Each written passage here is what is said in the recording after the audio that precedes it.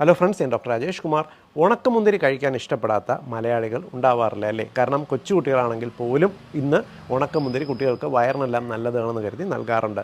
ശരിയാണ്, ശരീരത്തിന് ഗുണകരമാണ്. ഉണക്കമുന്തിരിക്കകത്ത് അത്യാവശ്യം നമുക്ക് വേണ്ട ഊർജ്ജവും വൈറ്റമിൻസും മിനറൽസും നിറയെ അടങ്ങിയിട്ടുണ്ട്. പക്ഷേ ശ്രദ്ധിക്കുമ്പോൾ 2-3 കാര്യങ്ങൾ കൂടി നിങ്ങളൊന്ന് അറിഞ്ഞിരിക്കുക.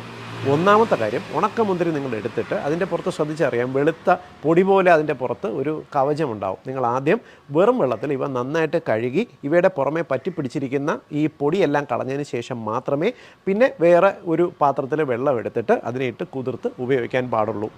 എങ്കിൽ നമുക്ക് ഇവ ശുദ്ധമായിട്ട് ഉപയോഗിക്കാൻ സാധിക്കും. രണ്ടാമത്തെ കാര്യം, ഇവയുടെ അളവാണ്. നിങ്ങൾക്ക് വണ്ണമുണ്ടെങ്കിലോ ഉയർന്ന കൊളസ്ട്രോൾ ടെൻഡൻസി ഉണ്ടെങ്കിലോ ഫാറ്റി ലിവർ ഉണ്ടെങ്കിലോ നിങ്ങൾ ഒരു ദിവസം പരമാവധി ഒരു 10 എണ്ണത്തിൽ കൂടുതൽ കഴിക്കരുത്. കൂടുതൽ കഴിച്ചു കഴിഞ്ഞാൽ ഇതിനകത്തുള്ള കാലറി കൊണ്ട് വണ്ണം വയ്ക്കാനുള്ള സാധ്യതയുണ്ട്. മൂന്നാമത്തത്, അമിതമായി ഗ്യാസ് ശല്യമുള്ളവർ ഈ ഉണക്കമുന്തിരിയുടെ ഉപയോഗം കുറയ്ക്കണം. ഗ്യാസ് ശല്യം കൂടാൻ കാരണമാണ്.